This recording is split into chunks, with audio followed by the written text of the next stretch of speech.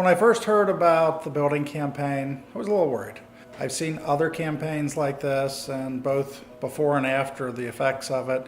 The before effect has been sometimes they try to go too big, they try to do too much, and the result of that is afterwards there's a whole lot of talk about money and meeting the obligations of the mortgage, week after week. And so it shifts the focus from where it should be, discipleship, outreach, and evangelism, to talking more about we got to make sure we meet our obligations. And so I was worried about that. When I first saw the handout that Jeff gave, I thought, wow, this is exactly how I would do it. It's focused where we need to be focused. It's focused on the sanctuary. It's focused on a larger entrance space that we need based on where we're at with our congregation, and it's focused on generating some extra money so that the church doesn't just sit there throughout the week.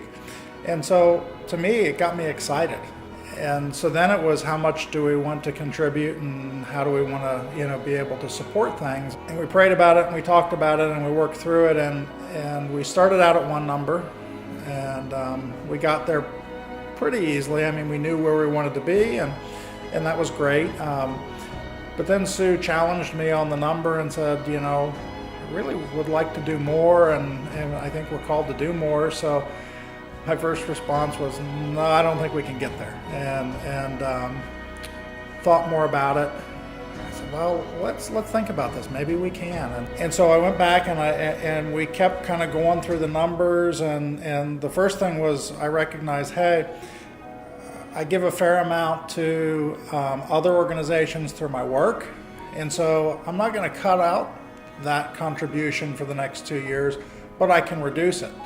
So I can still be a good corporate giver, but really focus the money where I think it should be focused. And so that was the first step. And then it was, wow, it doesn't have to be the same amount through the whole 2 years. And so I recognize we'll get, increases in things. So I changed the amount starting in the second year. And then I recognize, if we do this and we're contributing this amount, that's going to create a tax deduction for us, and we could actually contribute that back into our second year contributions and really increase that second year contribution.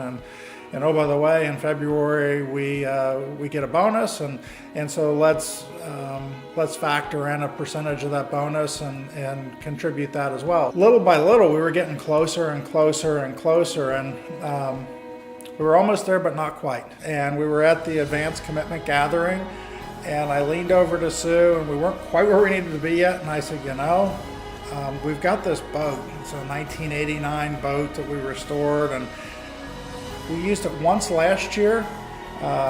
We didn't even do winterize it the year before that. Let's sell it. That gets us to where we need to be, right? And so Sue kind of looked at me. She said, "Are you sure?" I said, "Yeah."